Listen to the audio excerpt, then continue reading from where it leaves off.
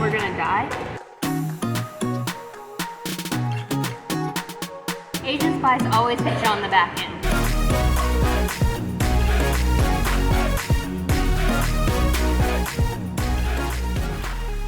Hey peeps, welcome back to the vlog. My name is Drew, and today I'm gonna take you from Singapore to Kuala Lumpur, so that should be a good fun journey. We also tried Malaysia's national dish, Nasi Lemak, for the second time while I've been in Malaysia. I tried a few more times, but I think it's interesting because they're all just like a little bit different. Plus, give you an update on where I'm at with dried fish and the fish flavors here.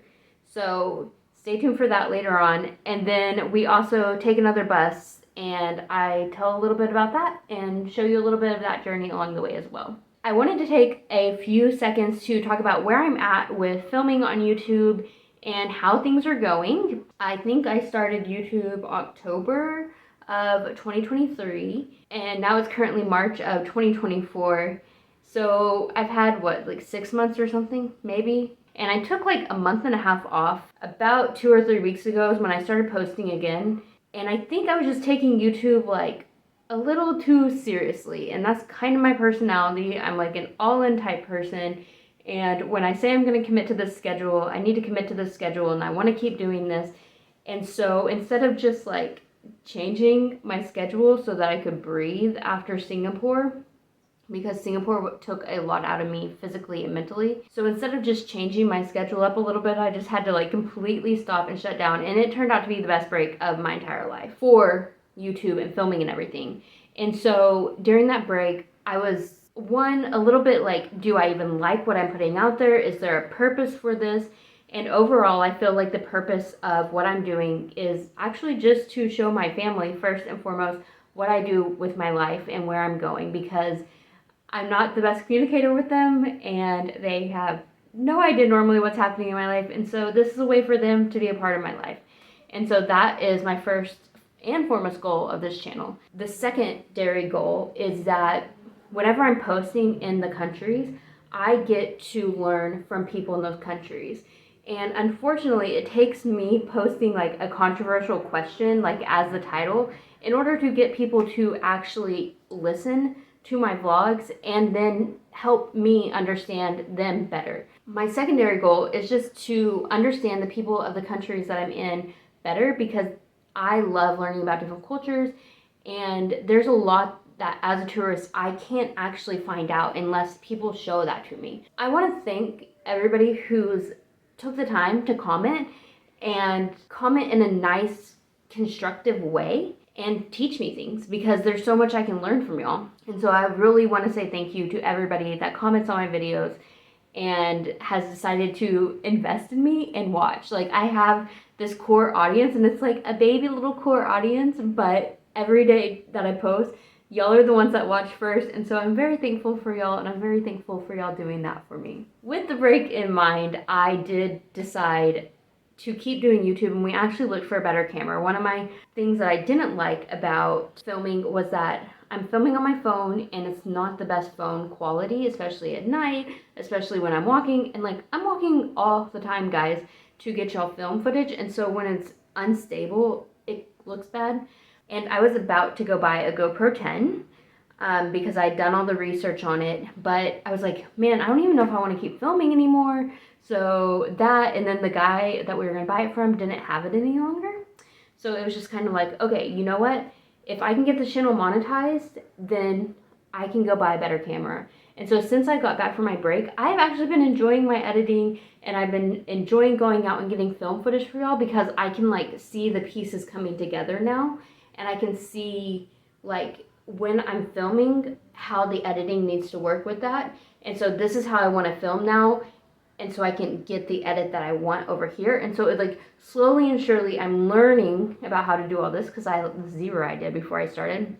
And so that's making it easier and funner. And I don't have that pressure of, like, trying to please everybody on the internet.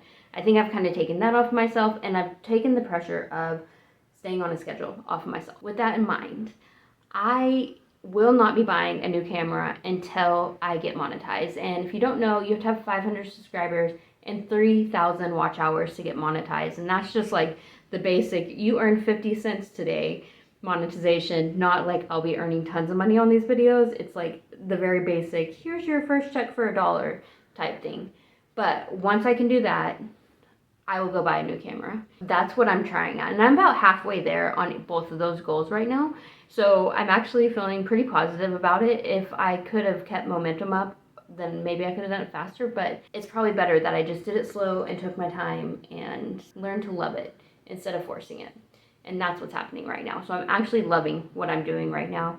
And that means a lot more to me than anything else. With that in mind, there's an experiment that I started about kicking this US congressman off of the algorithm on YouTube so that my name pops up first, because we have the same name. The YouTube algorithm only shows him. He only has like 400 subscribers, but he has a little check because apparently US congressmen get that. I don't know. I'm still trying to kick him off the algorithm, so I need your help. I would love it if you subscribed, liked, and comment my videos if you enjoy them, because that would mean the world to me. Honestly, it does, because I learned so much from y'all and I can understand what y'all want better. And that helps me so much, because all this is a learning and growing process for me. So thank you for your help with that. Thank you for subscribing. Thank you for watching every single time. My view duration is actually going up on my videos, which means people are watching for longer. And that's really great and really nice of y'all. So anyways, welcome to the channel, welcome to the video, and let's travel back to Malaysia. Okay peeps, we started off this day trudging through a mall only to find out we went the completely opposite way and had to trudge back through it again. I wish I could show you us doing this with all our stuff. We actually need to start working out more often. It might help. Anyways, we finally got to Grand Trail Mall, went to the super nice bus office, got our tickets, and were told the bus departs from the loading dock. Kind of an odd location, but the bathrooms for the mall were right at the loading dock, which is super convenient for a bus ride, so I'm not complaining.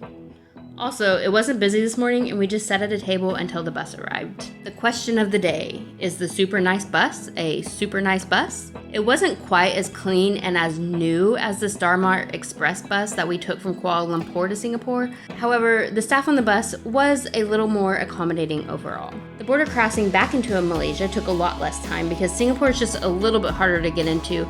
And we also might have been the only international travelers on our bus, which probably helped with the transition. Whereas going into Singapore, the other tourists neglected to fill out Singapore's forms before the border, so that took forever. Also, funny story, the bus driver stopped at a red light at the beginning of our trip, got up, handed out water bottles to the entire bus, sat back down, and started driving again. It was just hilarious.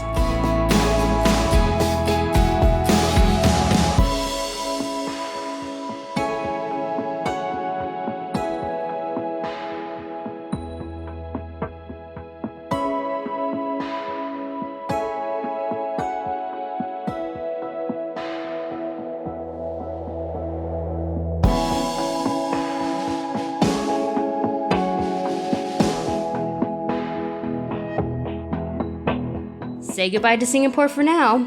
I'm going to do a wrap-up video of Singapore for the next vlog. So I'm going to rate different categories such as transportation, safety, food, etc.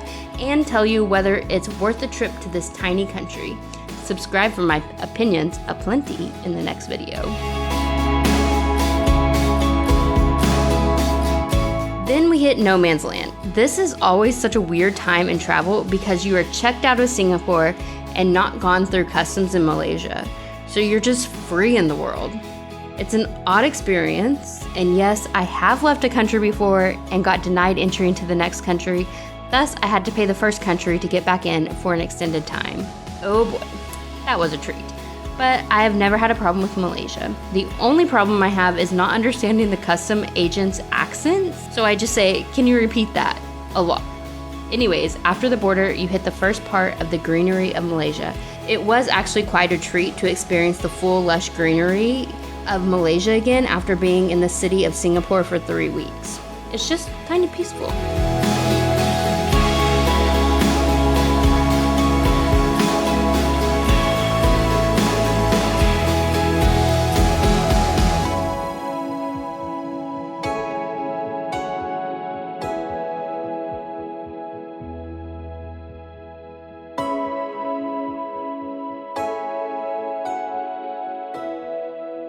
So when going through tolls, the bus driver has this stick that his go-kart is connected to so that he doesn't have to lean out the bus to tap his card and pay for the toll. Since this, we've actually seen them sold in grocery stores, but this is not a problem I've ever encountered or seen before because I've never lived in a place with tolls while I was personally driving.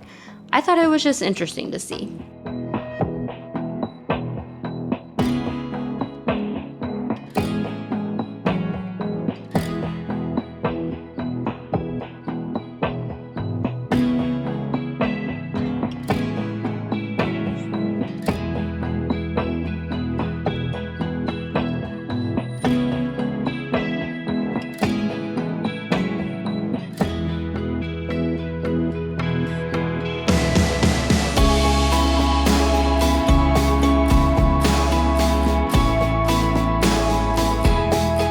During our rest stop, as the bus ride was about 6 hours, I relished in the cheap prices of Malaysia again. Bought a veggie bao and a pandan pastry puff. Man, Malaysia got it right with pandan flavored things. It was flaky and sweet, the best coconut treat.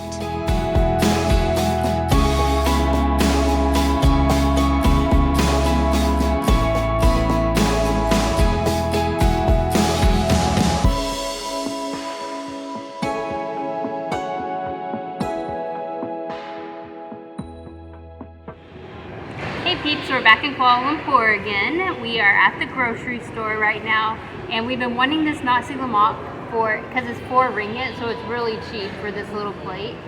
And it should be a little bit more authentic than the KFC I had, but who knows? I don't know. I thought I would try one of these fried fish first. There's this little eye, I guess. I'm scared. I see.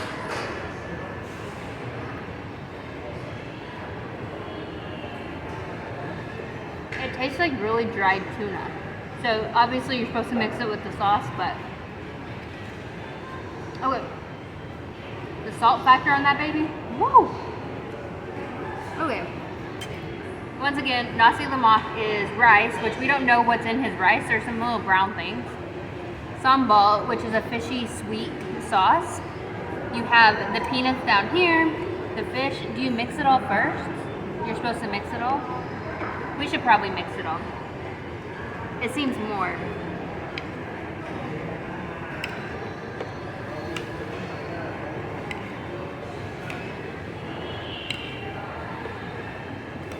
Now we're gonna die because it's too hot. We're gonna die? Because it's too hot? What do you mean? You mixed all the sauce in. Oh, sorry. Okay. Let me get a peanut. I'll get a fish to get the authentic flavor.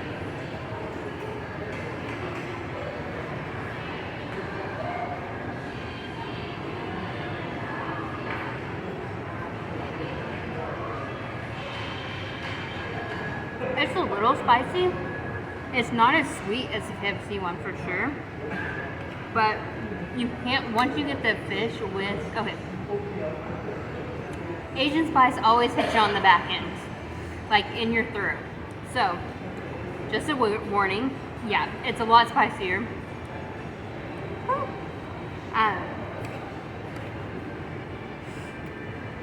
With the rice and the sambal, the fish isn't nearly as salty, and the texture of the fish is better because you're not getting that straight dried fish flavor. But it's not too shabby, actually. It's pretty good. So I would say this is better than the KFC one. I think. Yeah. I think this is almost less fishy than the KFC one, so I like that better. But we're gonna go home. Yesterday we took a rest day, but we're fixing to go home. And I don't know. So we'll see y'all later.